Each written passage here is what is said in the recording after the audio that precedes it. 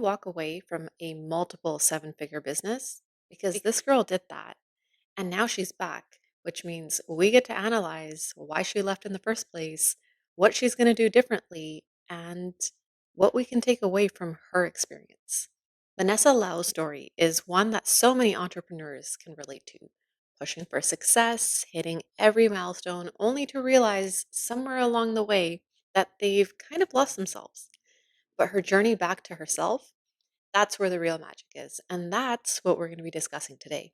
Does being true to yourself and finding joy really matter that much? And what exactly makes us feel like we're being true to ourselves in the first place? We're going to be using the archetypes that every human carries within them to better understand what really happened here. Vanessa Lau is a name that has become synonymous with strategy, social media, and business success. She was the go to expert for aspiring entrepreneurs looking to grow their platforms. And for years, she showed up as the ruler, the strategist, the planner, and the one who always had a game plan. But what happens when a ruler forgets to have fun? When life becomes a never ending list of goals to conquer? Let's pause for a second and take a look at the current percentage Vanessa has going on. So Vanessa's content actually embodies 62% of the ruler energy. So you have two archetypes, your internal and your external. And she's leaning very heavily into her external right now. And underneath it all, Vanessa is also a jester. And that's a side of her that has been wanting to break free because of the way that her business has been structured. Ideally, you want to be 50-50 of each archetype to feel authentic and self expressed. But right now, Vanessa's content only embodies 6% of the jester energy.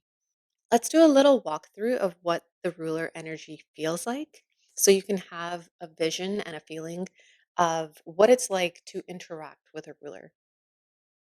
You stand in a vast hall, the air thick with unspoken questions. The torches lining the walls flicker, casting restless shadows across the faces of those who have gathered. The weight of the room presses inward, an uncertain mass of voices, doubts, and wavering loyalties. They do not know where to turn, so they have turned to her. She steps forward, not in haste, not in desperation, but with deliberate grace of one who has seen disorder and dares to face it unshaken. She does not speak immediately. She allows the silence to work for her, to command the space in the way only one who understands the power of restraint can. When she does speak, it is not with fire, not with an unchecked force, but with certainty, the kind that settles deep into the bones of those who hear it, the kind that takes root. She does not fumble through ideas, nor does she yield to the fears of the crowd. Where others hesitate, she decides. Where others see chaos, she draws the lines that shape order. Yet there is something more to her presence, something that extends beyond mere command. It is the weight of responsibility, the knowing that power is not for the self, but for those who look to her. She does not seek to control for its own sake, nor does she wield authority as a weapon. She holds it with the steady hands of one who understands that to lead is not to impose, but to guide. And yet, her greatest test is not in the governing, but in surrender. For there will come a time when she must trust another, when she must step back and let others rise. Power, after all, is not a possession, but in knowing when to release it. For the ruler who clutches too tightly to her dominion will only find herself alone. But the ruler who leads with wisdom, who sees beyond herself, will not only build a kingdom, but a legacy. So, rulers are known for their competence, their ability to take control, make things happen, and build something solid. Vanessa was the perfect example of this. Her content was clear, direct, and filled with practical advice. She wasn't just teaching social media strategies, she was teaching people how to build a legacy, how to be taken seriously, and how to create a life of financial freedom.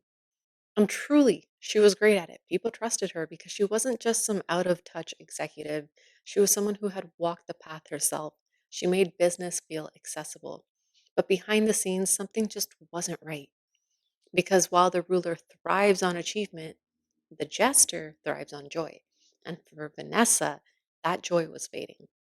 Jesters aren't just all about humor, it's actually that desire for freedom that drives what they do and what they feel. They live in the moment, they bring lightness to the people around them, and they need to feel that life isn't just about working towards your next big goal, it's about enjoying the journey. So let's take our imaginative skills to understand the essence of the jester now. The world is heavy. It presses down with its expectations, its solemn rules, its relentless march towards order and consequence. She has felt its weight. Too has known the shape of silence, the sharp edge of words left unspoken.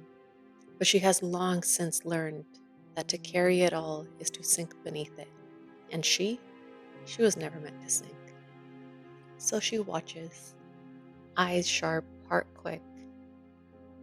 She sees where the cracks form, where stiffness overtakes spirit, where laughter has been long forgotten, and where others step cautiously, she leaps. Her words are like a magician's sleight of hand. Just as a room threatens to collapse under its own seriousness, she flicks her wrist, and suddenly everything is lighter. A jest here, a playful jab there. The rigid spines loosen, the clenched fists unfurl. The world does not crumble when it is laughed at. If anything, it breathes deeper.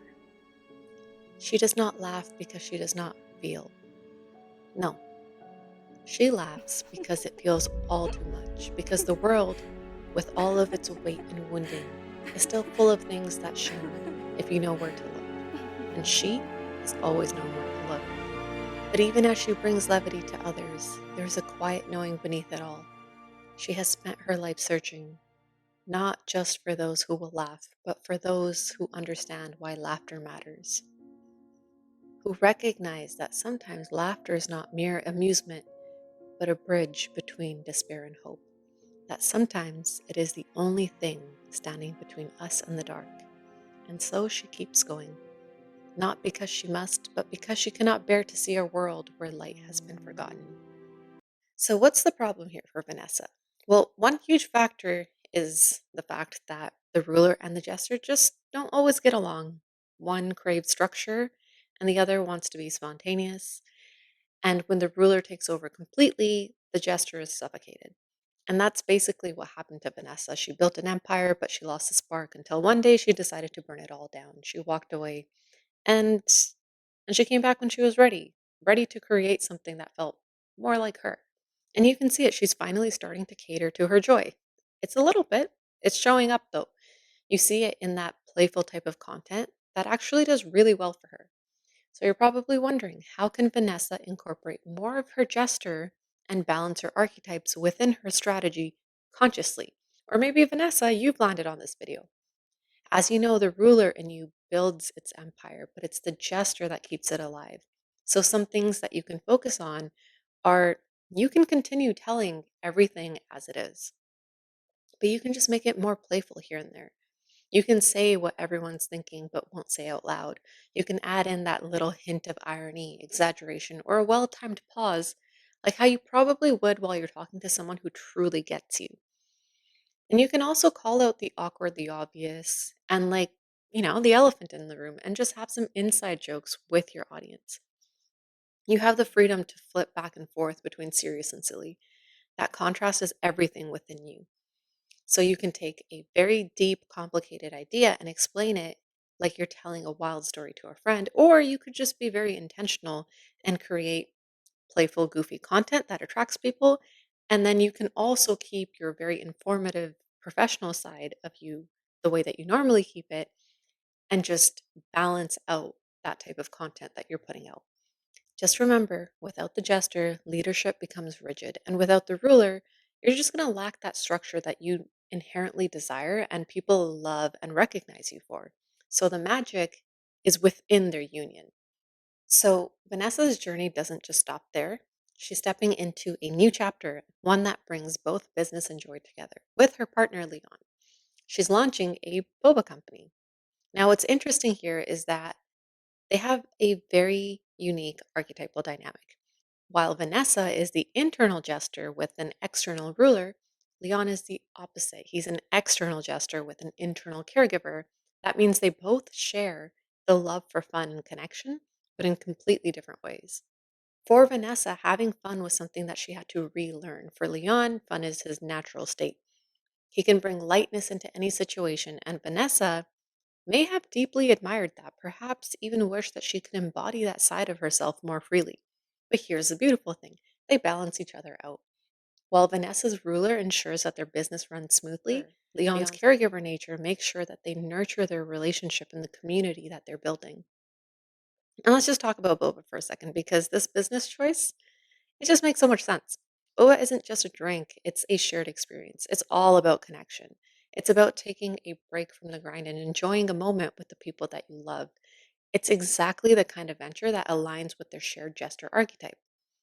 I am so excited to see how they balance their archetypes, stay true to themselves, and build a brand that reflects both of their personalities and values.